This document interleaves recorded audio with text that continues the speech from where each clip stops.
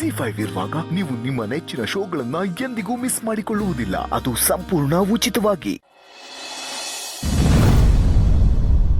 Doctor ಏನ್ ಹೇಳಿದ್ರು? Doctor checkup ಮಾಡಿದ್ರು, ಬಟ್ ಅವ್ರಿಗೇನು ಪ್ರಾಬ್ಲಮ್ ಇಲ್ಲ. ಬಟ್ ಯಾಕೆ ಈ ಥರ ಭಯ ಪಡ್ತಾರೆ? ಅದಕ್ಕೆ ಏನು ಮೂಲ ಅಂತ ಗೊತ್ತಾದರೆ ನಾವು ಸುಲಭವಾಗಿ ಟ್ರೀಟ್ಮೆಂಟ್ ಮಾಡ್ಬೋದು. ಇಲ್ಲದೇ ಇದ್ರೆ ಇಂಪಾಸಿಬಲ್ ಅನ್ನೋ ಥರ ಹೇಳಿದ್ರು. ಅಂದರೆ ಈ ಮೆಡಿಕಲ್ ಸೈನ್ಸ್ನಲ್ಲಿ ಕೆಲವೊಂದಷ್ಟಕ್ಕೆ ಉತ್ತರನೂ ಇಲ್ಲ, ಟ್ರೀಟ್ಮೆಂಟು ಇಲ್ಲ ಅನ್ನೋ ಥರ ಎಲ್ಲ ಹೇಳಿದ್ರು. ಹೀಗಾದ್ರೆ ಹೇಗೆ? ಮತ್ತೆ ಅತ್ತೆ ಹೀಗೆ ಇದ್ಬಿಡ್ಬೇಕಾ?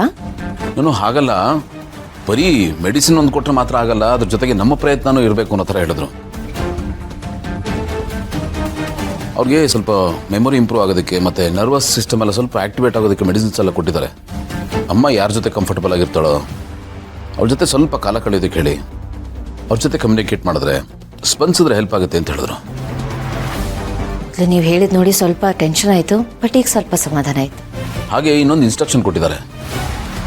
ಅಮ್ಮನಿಗೆ ಹಳೆ ನೆನಪು ಬರಬೇಕು ಅಂತ ಹೇಳಿದ್ರೆ ಹಳೆ ಇನ್ಸಿಡೆಂಟ್ಗಳೇನಾದರೂ ಈಗಿನ ಸಿಚುಯೇಷನ್ನಲ್ಲಿ ಮತ್ತೆ ರೀಕ್ರಿಯೇಟ್ ಆಗಬೇಕು ಅಂತ.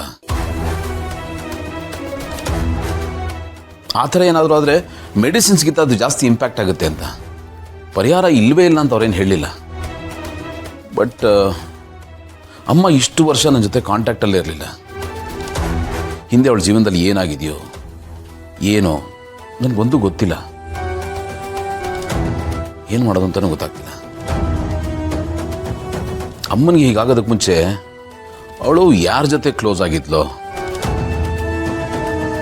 ಅಥವಾ ಯಾರ ಜೊತೆ ಅನ್ಯೋನ್ಯವಾಗಿದ್ಲೋ ಅವರು ಈಗ ಇದ್ದು ಅಮ್ಮನಿಗೆ ಹೀಗಾಗೋದಕ್ಕೆ ಕಾರಣ ಏನು ಅಂತ ಹೇಳಿದ್ರೆ ಅವಳಿಗೆ ಟ್ರೀಟ್ಮೆಂಟ್ ಕೊಡ್ಸೋದು ಭಾಳ ಸುಲಭ ಆಗುತ್ತೆ. ಬಟ್ ಅವ್ರು ಯಾರು, ಅವ್ರು ಈಗಿದಾರೋ ಇಲ್ವೋ ಏನು ಗೊತ್ತಿಲ್ವಲ್ಲ.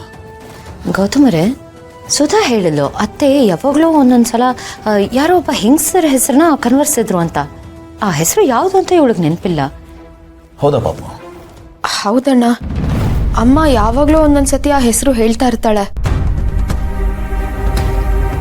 ಆದರೆ ಆ ಹೆಸರನ್ನವ್ರು ಯಾರು, ಏನು, ಎತ್ತ, ಅವ್ರು ಇದ್ದಾರಾ ಇಲ್ವಾ, ಅಥವಾ ಅವಳು ಸುಮ್ಮನೆ ಆ ಹೆಸರನ್ನ ಹೇಳ್ತಿರ್ತಾಳ, ಒಂದು ಗೊತ್ತಿಲ್ಲ ಅಣ್ಣ. ಪಾಪು, ಇನ್ನೊಂದ್ಸತಿ ಅಮ್ಮ ಹೆಸರು ಹೇಳಿದ್ರೆ ನನಗೆ ಹೇಳು, ನೋಡೋಣ ಅವ್ರು ಎಲ್ಲಿರ್ಬೋದು ಹುಡ್ಕೋಣ. ಅಮ್ಮನ ಟ್ರೀಟ್ಮೆಂಟ್ಗೆ ಸುಲಭ ಆಗುತ್ತೆ. ಸರಿ ಅಣ್ಣ.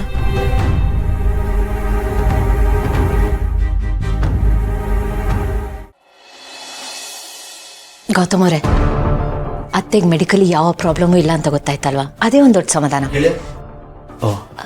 ಬನ್ನಿ ಬನ್ನಿ ಬನ್ನಿ.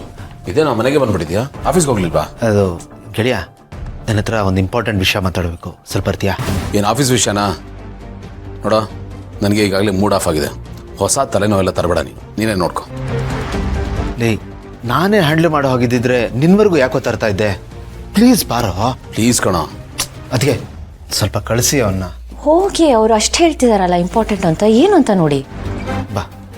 ಸರಿ ನಡೆಯಪ್ಪ. ZEE5 ಆಪ್ ಡೌನ್ಲೋಡ್ ಮಾಡಿ ಎಲ್ಲಾ ಸಂಚಿಕೆಗಳನ್ನು ಸಂಪೂರ್ಣ ಉಚಿತವಾಗಿ ನೋಡಿ.